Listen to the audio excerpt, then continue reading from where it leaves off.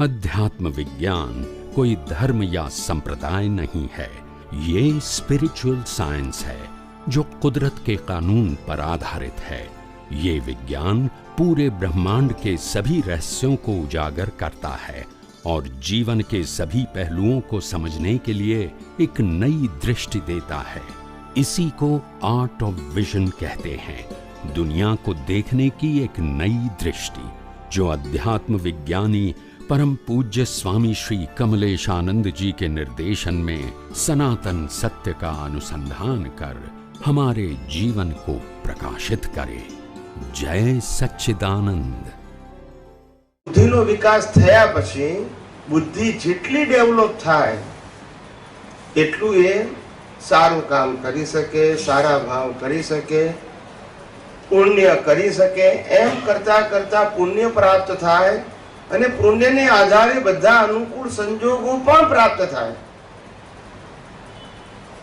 આ બધું પ્રાપ્ત થયા પછી એને ખબર પડે કે હું જે સુખ મેળવવા માંગુ છું એ આમાં છે નહીં।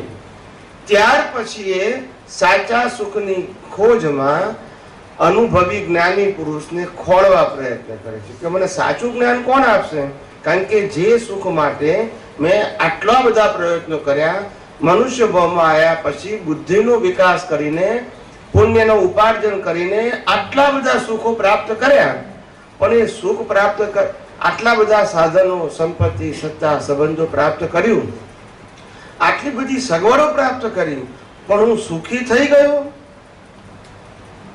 એને પ્રશ્ન ઉભો થયો। આ બધું મળ્યા પછી નથી મળ્યું ત્યાં સુધી કયો પ્રયત્ન છે?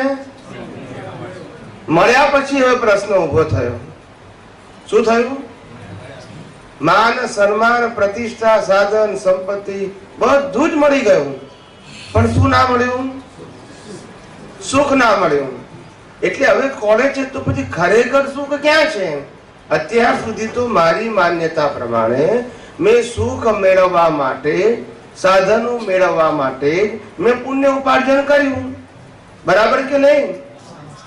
હવે બધું મળ્યા પછી પણ શું ના મળ્યું? મીન્સ મારી માન્યતા સાચી। તો હવે સાચી માન્યતા શું છે, ક્યાં છે, એને ખોળવા પ્રયત્ન કરે છે। ત્યારે એ સાચા અનુભવી જ્ઞાનીને ખોળવા પ્રયત્ન કરશે કે જેની પાસે અનુભવનું જ્ઞાન છે।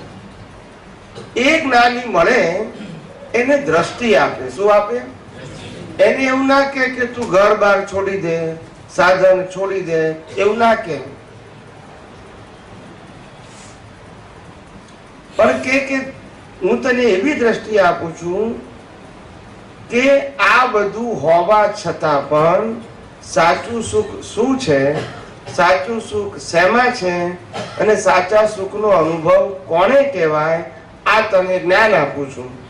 અને સાચા સુખ સિવાયની વસ્તુ શું છે એનું જ્ઞાન આપું છું। સમજાયું કે નહીં? હવે આ બે દ્રષ્ટિ આપી, બંને દ્રષ્ટિ પાછી અવિનાશી છે। કેવી? હું આત્મા છું તે પણ અવિનાશી દ્રષ્ટિ છે, તે પણ શાશ્વત વસ્તુ છે। આત્મામાં સુખ છે તે પણ શાશ્વત છે। બીજી બાજુ આ દુનિયા કઈ રીતે ચાલે છે તો કે કુદરતી રચનાથી ચાલે છે, લો ઓફ નેચરથી ચાલે છે, એ પણ સનાતન સત્ય છે। આ બે સનાતન સત્ય તને આપું છું। હવે કે ભગવાન આ બે સનાતન સત્યની દ્રષ્ટિ તમે મને આપી, એનાથી પ્રક્રિયા શું થશે એ પહેલા સમજાવો। ઉપયોગ કરતા પહેલા પ્રક્રિયા શું થશે? અત્યાર સુધી મારી પ્રક્રિયા ઇન્દ્રિય જ્ઞાનનો વિકાસ અને બુદ્ધિના જ્ઞાનનો વિકાસ હતો તે હતી, એનો મને અનુભવ છે। હવે તમે જે દ્રષ્ટિ આપો છો એનાથી શું પ્રક્રિયા થશે એ મને સમજી શકાય એ ભાષામાં સમજાવો। પ્રયત્ન હું પછી કરીશ, પણ પહેલા સમજણ તો જોઈએ ને। એટલે પછી સમજણ આપે છે કે તું જેમ જેમ આ બે દ્રષ્ટિનો ઉપયોગ કરતો જઈશ તેમ તેમ તારી સુખની અપેક્ષા વાળી રોંગ બિલીફ છે કે જે સંસારમાંથી મળે છે, દુઃખની અપેક્ષા વાળી જે રોંગ બિલીફ છે કે જે સંસારમાંથી મળે છે, આ બંને તૂટતી જશે। શું થશે? શું તૂટતું જશે? શું તૂટતું જશે? શું તૂટતું જશે? સમજાય છે? પાકું એટલા માટે કરાવું છું કે આ મન વચન કાયને બદલવાનું નથી, એ પાકું કરાવું છું તમને. જે પાકું કરાવવાનું હશે તંત્ર વખત બોલાવીશ. સમજાય છે ને? પેલું પાકું નથી કરવાનું, આપણે છોડવાનું છે, બદલવાનું છે, ફેરવવાનું છે, કરવાનું છે, નથી કરવાનું, એ પાકું કરવાનું. કારણ કે એ જગ્યાએ આપણી સ્વતંત્રતા નથી, એટલે એ સબ્જેક્ટમાં ઊંડા ઉતરવાનું. હવે કે છે કે આ રીતે તારું આ અજ્ઞાન નાશ થશે એટલે શું થશે? આ જગત સંબંધી તારો જે સુખની અપેક્ષા વાળો ખ્યાલ છે, જેની રેડિયસ આવડી મોટી છે, અબજો રૂપિયા કમાવું તો પણ ઓછા, 5 કન્ટ્રીઓ જીતી જવું તો પણ જીતવાની અપેક્ષા પૂરી થાય, 1000 રાણીઓ પહેરું તો પણ ઓછી, 1000 નોકર હોય તો પણ ઓછા, મહેલ મારા પોતાના 25 હોય તો પણ ઓછા. આ બધી રેડિયસ હતી. શું હતી? એ આટલી બધી રેડિયસ હતી મારી સુખ માટે. શેના માટે હતી? માન, સન્માન, પ્રતિષ્ઠા અને સુખ માટે, મારા ઈગોને સંતોષવા માટે આ બધું હતું. હવે ખ્યાલ આવ્યો કે ભાઈ સુખ તો આમાં છે નહીં. એટલે તારી રેડિયસ શું થશે? હવે બોલતા નથી. આ જગત સંબંધી, જગતમાં સુખ સંબંધી રેડિયસ શું થશે? એક દિવસ શું થઈ જશે? શૂન્ય થઈ જશે. કેમ? એક દિવસ તને આ જ પ્રક્રિયાના અનુભવથી ખ્યાલ આવે કે જગતમાં સુખનો અંશ અને સુખ એ મારો સ્વભાવ છે. એટલે જે ખોળવાની પ્રક્રિયા હતી એ શું થઈ ગઈ? ના સમજાવે. નિગોદ વ્યવહાર રાશિમાંથી સુખની શરૂઆત ક્યાંથી થઈ? વિકાસ થયો, ઇન્દ્રિય જ્ઞાનનો વિકાસ, બૌદ્ધિક જ્ઞાનનો વિકાસ, પછી સાચી દ્રષ્ટિ મળી, સમ્યક દ્રષ્ટિ મળી, સમ્યક જ્ઞાન મળ્યું, પછી શું થવા મળ્યું?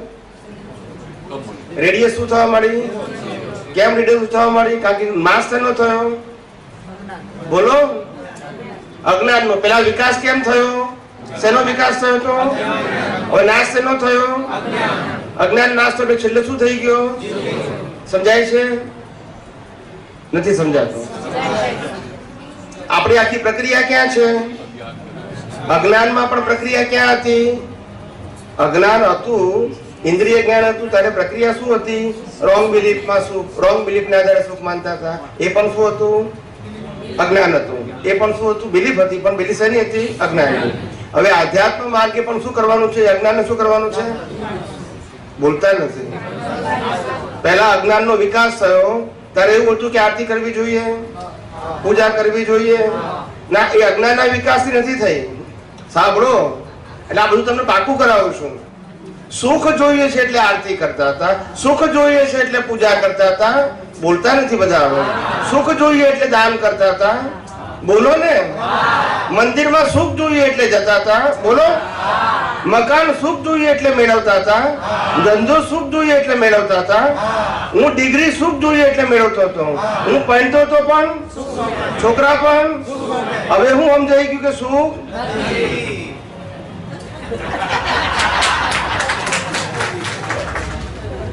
તો મારે ક્રિયા બદલવાની છે કે દ્રષ્ટિ બદલવાની છે? બોલતા નથી બધા. આમાં કઈ અઘરું છે? આમાં કઈ વેદ ભણવાના છે? આમાં આગમ ભણવાના છે? સીધું સાદું જ્ઞાન છે. અહીંયા પણ 0 હતો, અહીંયા પણ 0 છે. અહીંયા અજ્ઞાન સાથે 0 હતો, અહીંયા અનુભવ સાથે 0 છે. શું છે? જાણવા છતાં વેલ્યુ ના કરે એને અનુભવ સાથે કહેવાય. જાણતો નથી ને વેલ્યુ ના કરે એને અજ્ઞાન સાથે. ખ્યાલ આવે ને? અજ્ઞાન સાથે 0 છે. અજ્ઞાન સાથે 0 કામ લાગે નહીં. જ્ઞાન સાથે 0 જો વેલ્યુ ખબર હોય છતાં પણ મોહ ના હોય એટલે વેલ્યુ શું હોય? વેલ્યુ ખબર છે છતાં મોહના આધારે વેલ્યુ 0 છે. નિર્મોહી છે. કેવો છે? અથવા તો વૈરાગી છે. એટલે વૈરાગ્યની કિંમત ત્યારે છે વેલ્યુ ખબર છે અને છતાં પણ એની વેલ્યુ શું કરે છે? ખબર ના હોય 0 કરીને વેલ્યુ ખરી? બોલતા નથી. પેલો માણસ નશામાં હોય અને વધારે પેક પી ગયો હોય પછી એમ કે તાજમહાલ તને આપ્યો તો દાન કહેવાય ને, બોલતા નથી. સમજાય છે? એ નશામાં છે, એને ખબર નથી કે મારો છે કે નહીં. એવી રીતે આપણે અત્યારે આ જગતમાં જે કઈ સુખ દુઃખો મેળવ્યા છે એ બધા અજ્ઞાનના નશાથી મેળવ્યા હતા. શેનાથી? અજ્ઞાનના નશાથી. એ નશો ઉતર્યો ત્યારે ખ્યાલ આવ્યો કે આમાં તો સુખ જેવું છે નહીં. એ નશો ઉતરે ત્યારે ખબર પડે, નશામાં ખબર પડે. આ જ્ઞાનીની દ્રષ્ટિ નશો ઉતારવા માટે છે. શેના માટે છે? અજ્ઞાનનો નશો છે. શું છે? અને નશો ઉતારવાનું સાધન એટલે વિજ્ઞાન. વિજ્ઞાન એટલે સનાતન સત્ય. વિજ્ઞાન એટલે સનાતન સત્ય. એ સનાતન સત્યની દ્રષ્ટિ ના હોય ત્યાં સુધી અજ્ઞાન જાય નહીં.